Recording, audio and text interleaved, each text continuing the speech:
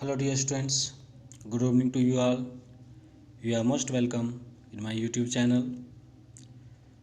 Dear students,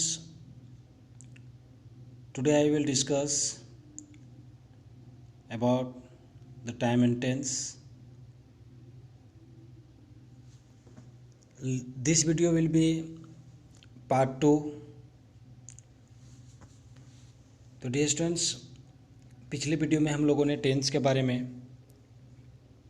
जो 3 kind of tense का first number kinds था प्रेजेंट टेंस एंड उसके 4 सब टाइप्स थे present indefinite, present continuous, present perfect continuous, उन सभी के बारे में हम लोगों ने definition, formula, identification with example हम लोगों ने डिटेल्स वे में डिस्कस किया हूँ।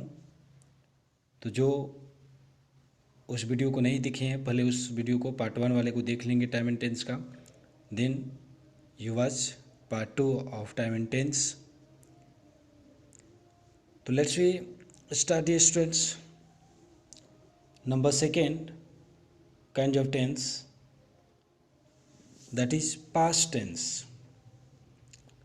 तो डियर स्टूडेंट्स, पास्ट टेंस की अगर हम जनरल आइडेंटिफिकेशन की बात करें तो यहाँ पर आप देख रहे होंगे फर्स्ट रो में, थर्ड कॉलम में दिया हुआ है। तो पास्ट टेंस का जो आइडेंटिफिकेशन हुआ वो जनरली ये होता है जिस हिंदी सेंटेंस के अंत में था, थी, थे, या, ई, ए, ई, या, ई, ये सारे कुछ अगर रहते हैं तो वह पास्ट टेंस होता है। तो पास्ट टेंस के भी 4 सब टाइप्स होंगे,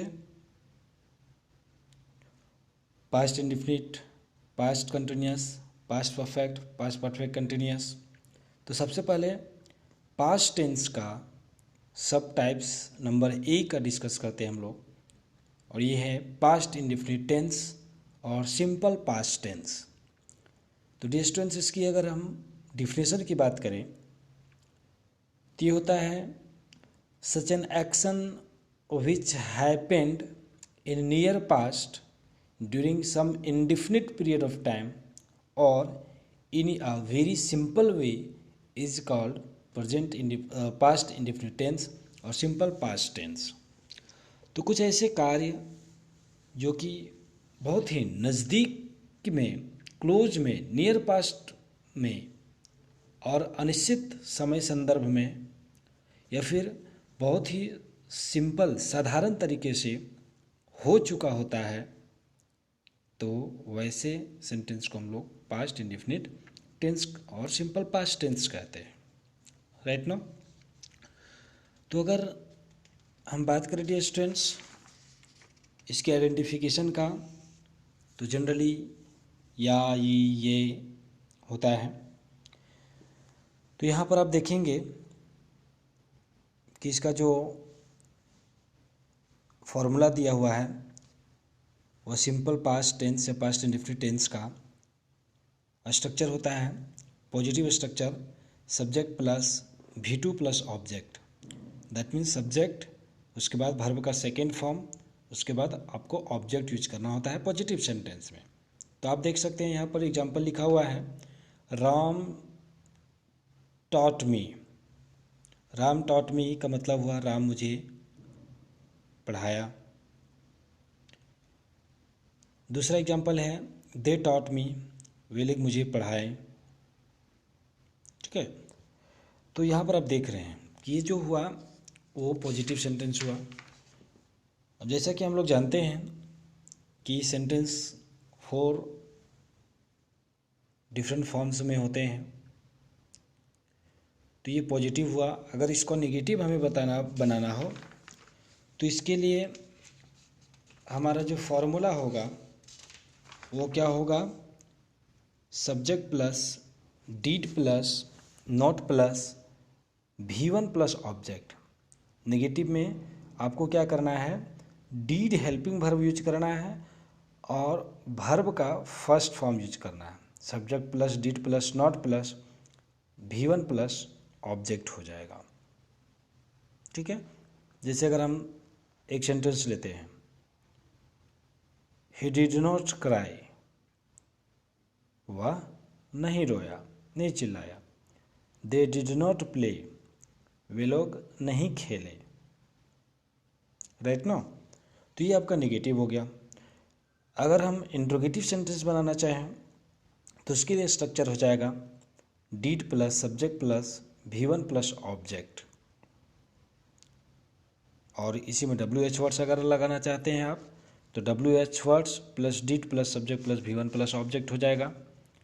जैसे एग्जाम्पल के रूप में आप कह सकते हैं डिड शी फॉरगेट हिम, क्या वह मुझे भूल गई।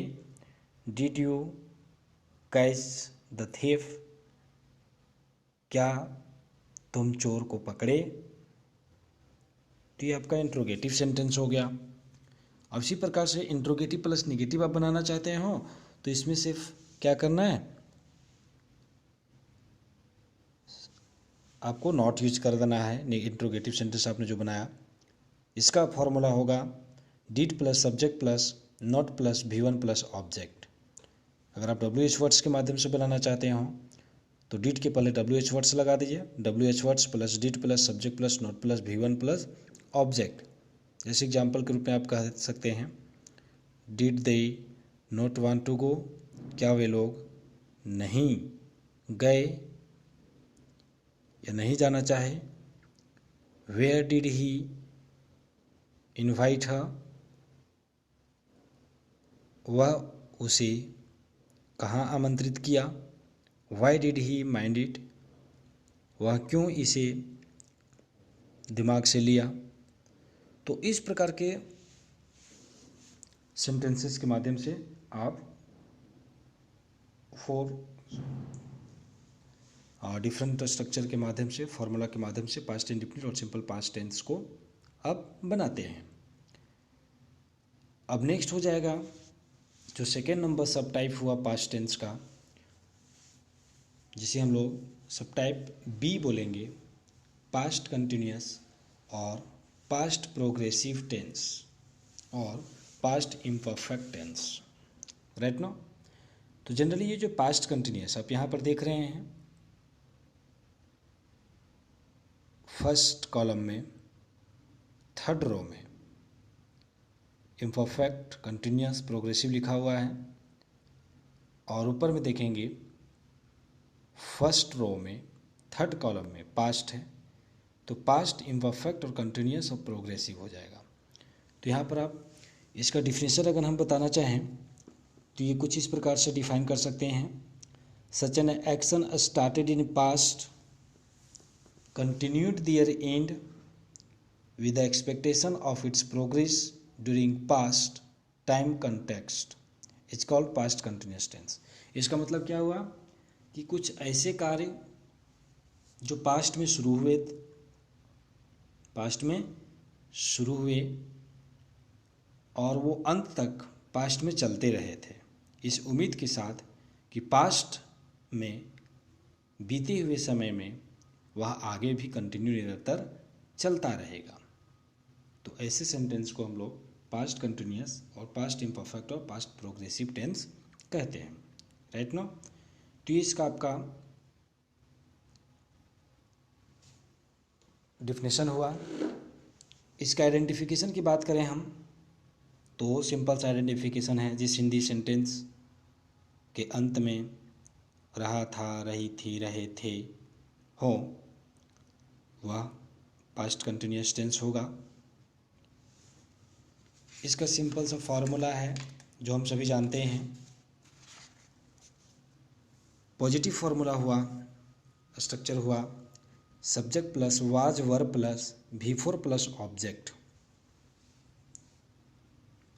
तो पास्ट कंटिन्यूअस में सभी फॉर्म्स के फॉर्मूला में positive, negative, interrogative, interrogative plus negative सभी में जो है वर्ब का फोर्थ फॉर्म ही यूज करना है, और हेल्पिंग वर्ब आपको सब्जेक्ट के बाद वाज वर्ब का ही यूज करना है, उसके बाद आपको ऑब्जेक्ट यूज करना है।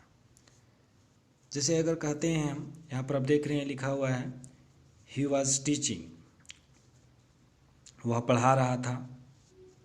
बॉयज वर टीचिंग, लड़के लोग पढ़ा रहे थे। तो ये पॉजिटिव सेंटेंस एंड एग्जाम्पल हुआ। अगर आप निगेटिव सेंटेंस बनाना चाहें तो इसका जो स्ट्रक्चर होगा subject plus was were plus not plus V4 plus object हो जाएगा। जैसे एग्जाम्पल में आप कह सकते हैं सी वॉज नॉट टेलिंग अ लाई, वह झूठ नहीं बोल रही थी। इसी प्रकार से इसका इंट्रोगेटिव सेंटेंस अगर आप बनाना चाहेंगे तो उसके लिए स्ट्रक्चर हो जाएगा was were plus subject plus V4 plus object. अगर इसमें WH वर्ड्स लगाना चाहते हैं तो WH वर्ड्स को शुरुआत में लिखें, WH words plus was were plus subject plus V4 plus object. Example के रूप में कह सकते हैं were they making any plan, क्या वे लोग कोई योजना बना रहे थे। When was I coming late, मैं कब देर से आ रहा था। तो ये आपका इंट्रोगेटिव सेंटेंस हुआ।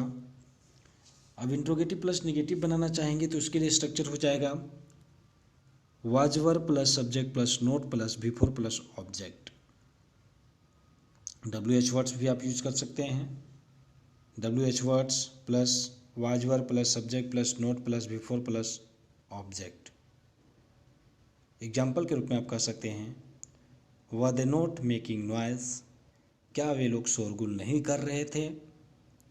Where were they going fast, वे लोग तेजी से कहाँ जा रहे थे।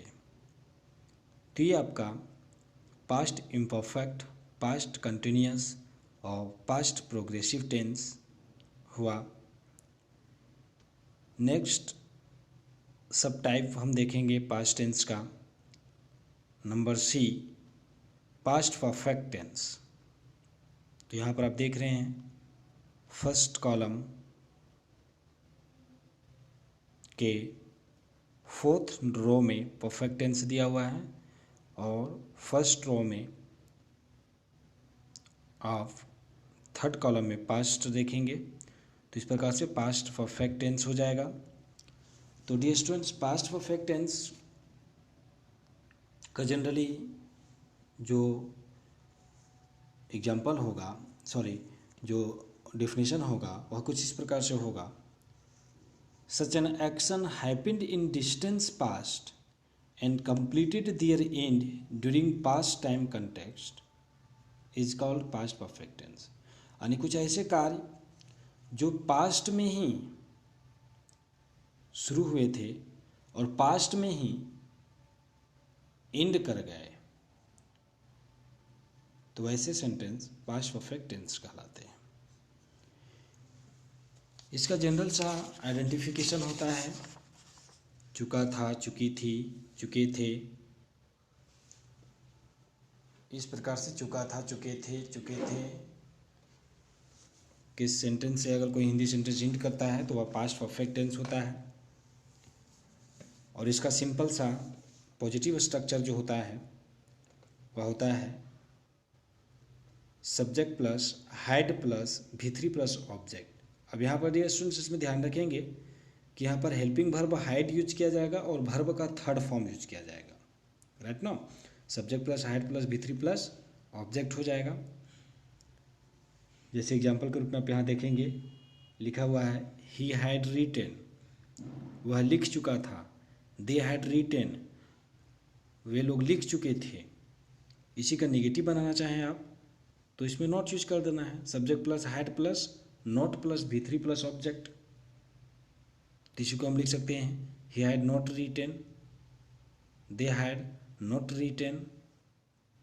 राइट नो, इसी का अगर आप इंट्रोगेटिव बनाना चाहेंगे तो इसका स्ट्रक्चर हो जाएगा had plus subject plus V3 plus object. इसके पहले आप WH वर्ड्स यूज कर सकते हैं, WH words plus had plus subject plus V3 plus object. That means ये कह सकते हैं had he written a book, had they written a letter, इसी के पहले WH वर्ड्स भी यूज कर सकते हैं। How had he written a letter, when had they written a book, कैसे वह एक लेटर लिख चुका था, कैसे वे लोग एक बुक लिख चुके थे। इसी प्रकार से आप पास्ट परफेक्ट टेंस का इंट्रोगेटिव प्लस नेगेटिव सेंटेंस भी बना सकते हैं, जिसके लिए स्ट्रक्चर होगा had plus subject plus not plus V3 plus object. इसके पहले आप WH वर्ड्स भी लगा सकते हैं, WH words plus had plus subject plus not plus V3 plus object, right ना। तो इस प्रकार से इसका एग्जाम्पल हो जाएगा had he not written a letter, when had they written a book, when had they not written a book, right ना। तो ये आपका पास्ट परफेक्ट टेंस का 4 डिफरेंट फॉर्म्स ऑफ सेंटेंसेस हो गए with a structure. Next we can see past perfect continuous tense.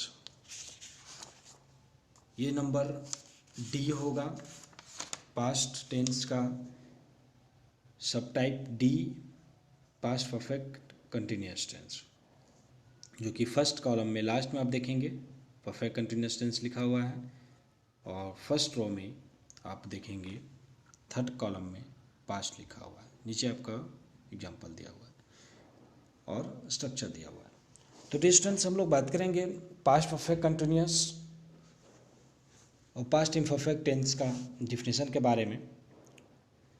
Such an action started in distance past continued their end for a longer during past time is called past perfect continuous tense। इसका मतलब क्या हुआ कि ऐसे कार्य जो start होंगे past समय संदर्भ में, बीते हुए समय संदर्भ में, और वो कंटिन्यू निरंतर जारी रहेगा अंत होने तक एक लंबे समय संदर्भ में, तो ऐसे सेंटेंस को हम लोग पास्ट परफेक्ट कंटिन्यूस टेंस कहेंगे, राइट ना।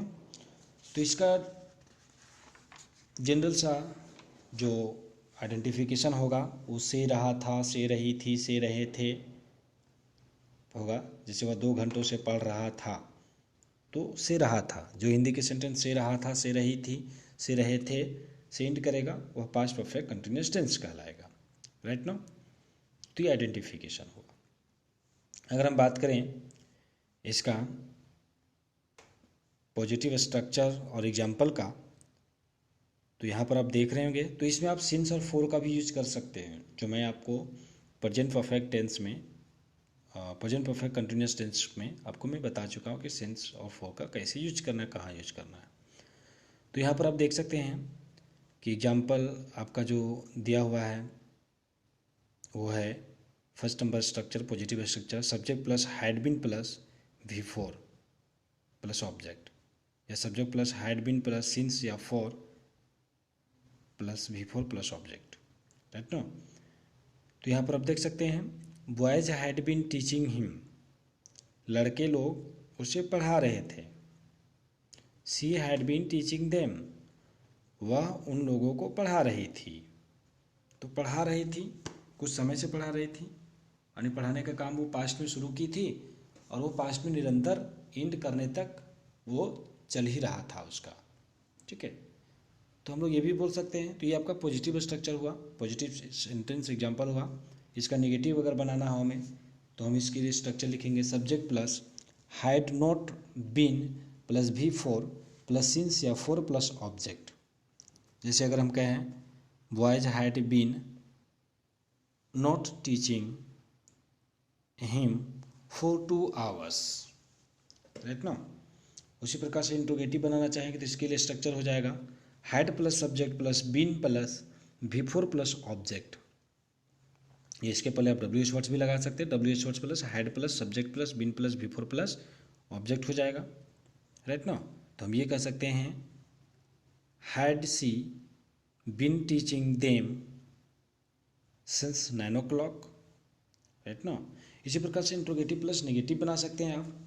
इसके लिए स्ट्रक्चर हो जाएगा had plus subject plus not plus been plus before plus since या फॉर प्लस ऑब्जेक्ट, या फिर WH words plus had plus subject plus been plus before plus since या फॉर प्लस ऑब्जेक्ट हो जाएगा। जैसे हम कहें had she not been teaching them for 2 days, right ना। तो इस प्रकार से आपका पास्ट टेंस का जो 4 सब टाइप्स हुआ, definition, structure, formula with example and with identification, मैं आपको एक्सप्लेन कर दिया। अब डियर स्टूडेंट्स, आगे हम लोग डील करेंगे टेंस का number 3rd kind of tense, that is future tense. तो यहाँ पर फ्यूचर टेंस के भी 4 सब टाइप्स हो जाएंगे, जो कि आप देख रहे हैं। फर्स्ट कॉलम में इंडेफिनिट सिंपल है, और आप फर्स्ट रो में राइट साइड देखेंगे फ्यूचर है। तो फ्यूचर इंडेफिनिट या simple future tense, future imperfect, future continuous और future progressive tense, future perfect tense, future perfect continuous tense. इस प्रकार से प्रेजेंट के 4 सब टाइप्स थे, पास्ट के भी 4 सब टाइप हो गए, और फ्यूचर के भी 4 सब टाइप हो जाएंगे। तो सिंपल पहला नंबर सब type A, simple future tense या फ्यूचर इंडेफिनिट टेंस के बारे में हम लोग बात करेंगे। तो इसका जो जनरल आइडेंटिफिकेशन होगा डियर स्टूडेंट्स, गा गे गी से हिंदी का सेंटेंस एंड करेगा, और इसका जो डिफिनेशन होगा वो इस प्रकार से होगा, such an action expected to happen in future, यानी कुछ ऐसे कार्य भविष्य में इन ए वेरी सिंपल वे और during some indefinite period of time is called future indefinite time. तो such an action expected to happen in future in a very simple way, कुछ वैसे कार्य जो भविष्य में बहुत ही सामान्य तरीके से उम्मीद के साथ पूर्ण होंगे during some indefinite period of time, या फिर भविष्य में कुछ अनिश्चित समय सारणी में साधारण तरीके से कोई कार्य पूर्ण होगा, तो वह सेंटेंस फ्यूचर इंडेफिनिट और सिंपल फ्यूचर टेंस कहलाएगा, राइट नो। अब इसकी हम डायरेक्टली स्ट्रक्चर की बात करें तो पॉजिटिव स्ट्रक्चर जो होगा वो आप यहाँ पर देख रहे हैं, subject plus shall will plus V1 plus object है। तो यहाँ पर डियर स्टूडेंट्स साइल और विल सब के साथ यूज किया जाएगा हेल्पिंग वर्ब के रूप में, और आपको वर्ब का फर्स्ट फॉर्म यूज किया जाएगा 4 सब टाइप में, राइट नो। तो वेयर विल बी यूज्ड साइल और विल, तो साइल और विल हम कहाँ यूज करेंगे, तो first person singular plural that means IV के साथ जनरली साइल का यूज किया जाता है। Rest of second person singular plural UU, third person singular plural he she it, and singular name they and plural name के साथ आपको विल यूज करना है जनरल स्ट्रक्चर में, राइट नो, जनरल फॉर्म में। अगर इसी को आप चेंज कर देंगे, IV के साथ विल यूज कर देंगे, रेस्ट ऑफ के साथ साइल यूज कर देंगे, तो उसका सेंटेंस का मीनिंग वह स्पेशल बन जाएगा, स्पेसिफिक मीनिंग उसका निकलेगा, वो जनरल स्ट्रक्चर पर बेस्ड नहीं होगा। तो जनरली हम लोग IV के साथ साइल और रेस्ट ऑफ के साथ विल का यूज करते हैं, एज वेल एज वर्ब का फर्स्ट फॉर्म यूज करते हैं। तो पॉजिटिव स्ट्रक्चर आपने देखा, subject plus shall will plus V1 plus object है। एग्जाम्पल आप देख रहे हैं, I shall teach you, I shall write a letter, that means मैं तुम्हें पढ़ाऊँगा, मैं एक पत्र लिखूँगा। ही विल टीच देम, वह उन लोगों को पढ़ाएगा। तो ये आपका पॉजिटिव सेंटेंस हो गया, राइट नो। अब इसी का अगर निगेटिव हम बनाएंगे तो क्या हो जाएगा, subject plus shall will plus not plus V1 plus object, not use कर देना है, जैसे I shall not write a letter, मैं एक पत्र नहीं लिखूँगा। He will not teach you, वह तुम्हें नहीं पढ़ाएगा। तो ये निगेटिव हो गया। अगर इसी को इंट्रोगेटिव सेंटेंस में बनाना चाहे तो इसका स्ट्रक्चर होगा शैल विल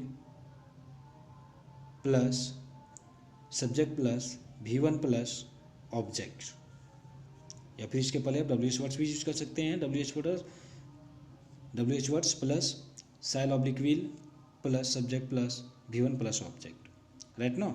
जैसे आप कह सकते हैं shall I write a letter, will he teach them, right no. तो ये आपका इंट्रोगेटिव सेंटेंस हो गया। अब इंट्रोगेटिव प्लस निगेटिव सेंटेंस अगर बनाना हो आपको तो इसके लिए स्ट्रक्चर हो जाएगा सब shall oblique will plus subject plus not plus V1 plus object.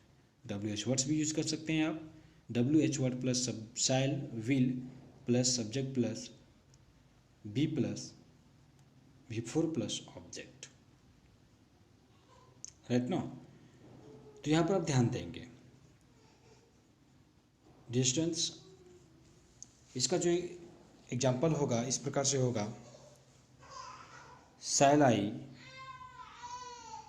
Not write a letter, will he not teach them, right ना। तो ये आपका सिंपल फ्यूचर टेंस या फ्यूचर इंडेफिनिट टेंस का एग्जाम्पल एंड स्ट्रक्चर हुआ। अब डियर स्टूडेंट्स आपको ये भी ध्यान रखना है कि शैल और विल के साथ बी का यूज किया जाता है, BE। तो where will be used be, तो अब ध्यान रखेंगे सिंपल सा फॉर्मूला कि जो कोई सेंटेंस के अंत में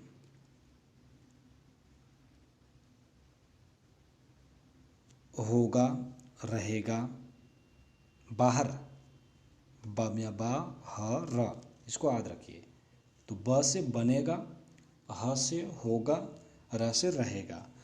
तो जो कोई हिंदी का सेंटेंस के अंत में बनेगा होगा रहेगा रहे, वहाँ पर आपको शैल और विल के साथ बी यूज करना होगा,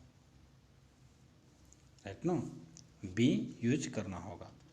जैसे अगर आप कोई एक सेंटेंस देख सकते हैं जो कि नेक्स्ट काइंड्स में हम लोग देखते हैं।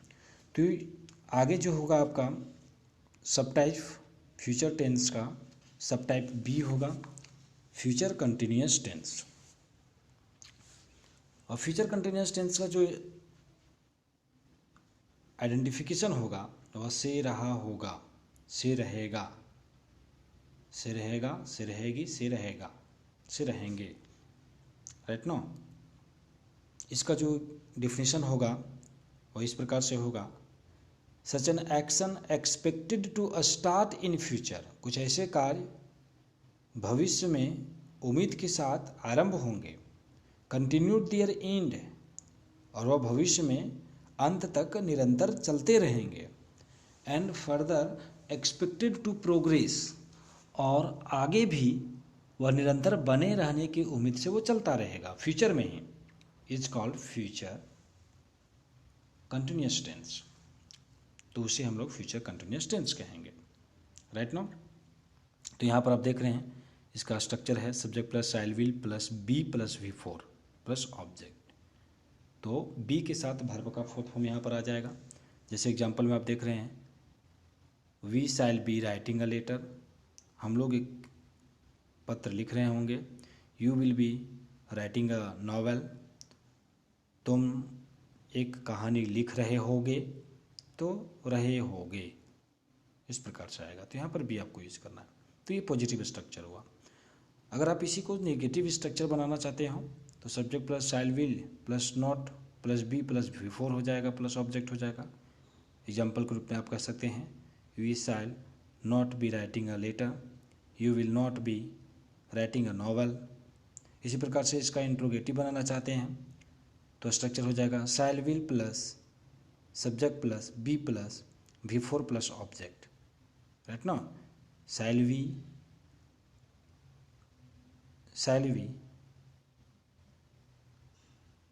being writing a letter, will you be writing a novel. इसी प्रकार से इंट्रोगेटिव प्लस निगेटिव आप बना सकते हैं। Shall will plus subject plus not plus be plus before plus object. इसके पहले डब्ल्यू एच वर्ड्स भी लगा सकते हैं, W H plus shall will plus subject plus not plus be plus before plus object, right no. जैसे कि आप example में कह सकते हैं, shall we not be writing a letter, will you not be writing a novel, right no. तो ये आपका फ्यूचर कंटिन्यूस टेंस हुआ। अब आगे हम लोग देखेंगे फ्यूचर टेंस का सब type C, future perfect tense, जो कि आप यहाँ पर देख रहे हैं फर्स्ट कॉलम की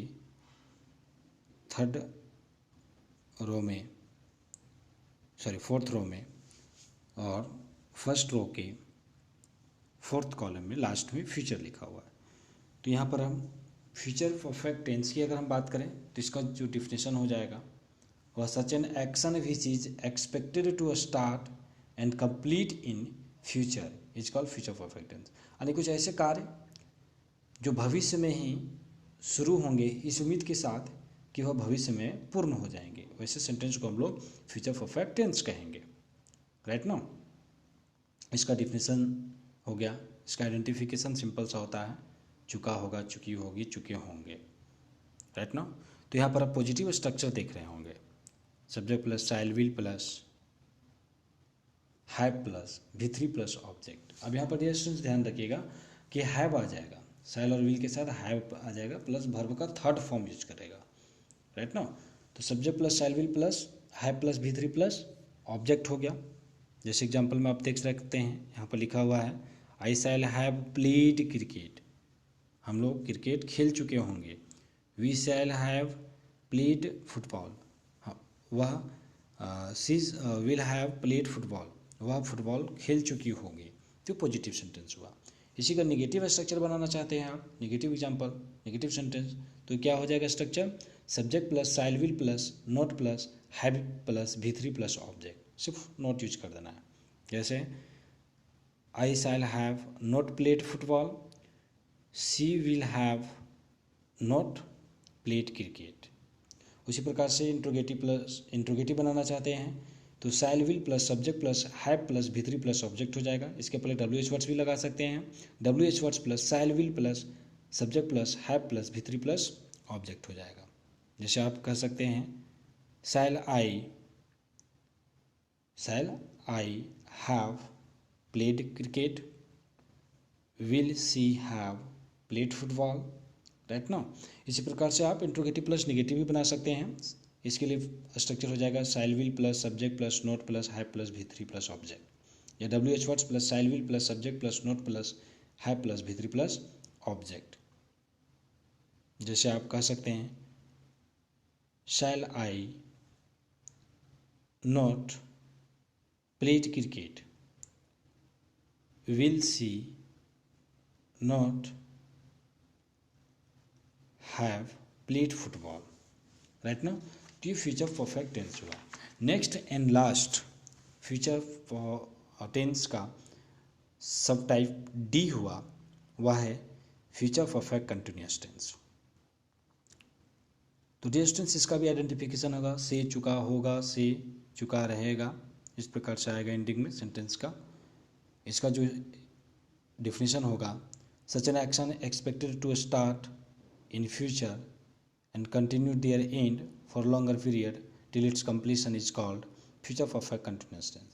यानी कुछ ऐसे कार्य जो भविष्य में यह उम्मीद के साथ शुरू होंगे कि वह भविष्य में वह अंत होने तक एक लंबे समय तक चलते रहेगा और अंत होने तक वह कंटिन्यू निरंतर बना रहेगा, चलता रहेगा। तो वैसे सेंटेंस को हम लोग फ्यूचर परफेक्ट कंटिन्यूअस टेंस कहते हैं। अब इसका सिंपल सा पॉजिटिव स्ट्रक्चर होता है जो कि आप देख सकते हैं, subject plus shall will plus have plus been plus V4 plus object. अब स्टूडेंट्स यहाँ पर ध्यान रखेंगे शैल विल के साथ हैव आएगा और साथ ही साथ बीन आएगा, और जब बीन आ जाएगा तो यहाँ पर वर्ब का जो है वो फोर्थ फॉर्म यूज किया जाएगा, राइट नो। जैसे आप एग्जाम्पल के रूप में दे सकते हैं you will have been writing a novel. इसी को अगर आप निगेटिव बनाना चाहते हैं तो इसका स्ट्रक्चर हो जाएगा subject plus shall will plus not plus have been plus before plus object. जैसे you will have not been writing a novel. उसी प्रकार से इसको इंट्रोगेटिव आप बना सकते हैं, shall will plus subject plus have been plus before plus object. इसके पहले डब्ल्यू एस वर्ड्स लगा दीजिए, W S words plus shall will plus subject plus have been plus before plus object. जैसे आप लिख सकते हैं shall we have not written a letter, writing a letter, sorry, shall we have not writing a letter। तो इस प्रकार से interrogative plus negative हो गया, shall will plus subject plus not plus have been plus before plus object, right ना। तो इसका भी एग्जाम्पल आप बना सकते हैं। तो डिस्टेंस, मैं इस वीडियो में जो सेकेंड पार्ट हुआ टाइम एंड टेंस का, उसमें मैं बेसिक कंसेप्ट देना चाहा हूँ,